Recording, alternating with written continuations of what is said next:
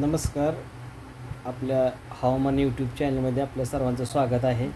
आपण जर यूट्यूब चॅनलमध्ये नवीन असाल तर आपल्या चॅनलला सबस्क्राईब करा आणि बेल आयकनची घंटी प्रेस करा, जेणेकरून सर्वप्रथम माहिती जी आहे ती आपल्याला मिळेल.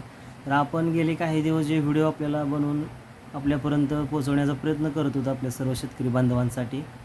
तर आपण बघू शकता की आपल्या व्हिडिओच्या माध्यमातून आपण खरी माहिती देण्याचा प्रयत्न केलेला आहे.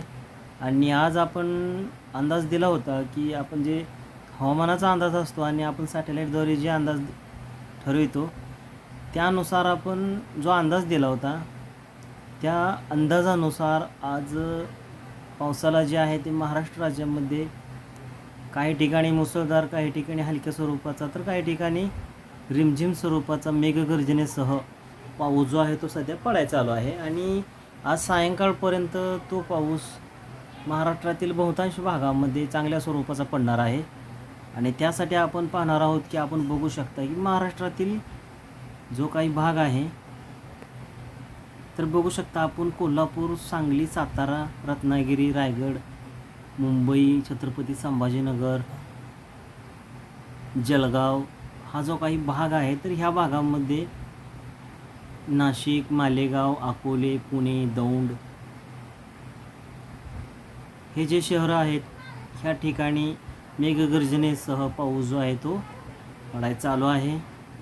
तर आपण अकोला असेल, नागपूर असेल, नांदेड असेल ह्या भागांमध्ये सुद्धा विजांच्या कडकडाटासह पाऊस जो आहे तो चालू आहे.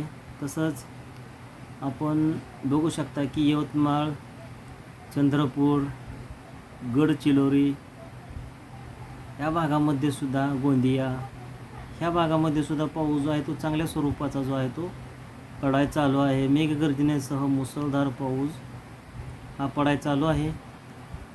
तर आपण बघू शकता महाराष्ट्रातील बहुतांश भागांमध्ये पावसाचा जो प्रवास आहे तो सुरू झालेला आहे. तसेच सोलापूर जिल्ह्यातील काही भागांमध्ये सुद्धा पुढील काही दिवसांमध्ये किंवा पुढील काही तासांमध्ये पाऊस जो आहे तो चांगल्या स्वरूपाचा पडू शकतो. तर आपण आपल्या ह्या ज्या माहितीसाठी आपण आपल्या चॅनलला आपण नक्कीच सबस्क्राईब करा आणि असेच नवीन व्हिडिओ आपल्याला हवामानाच्या संदर्भात आम्ही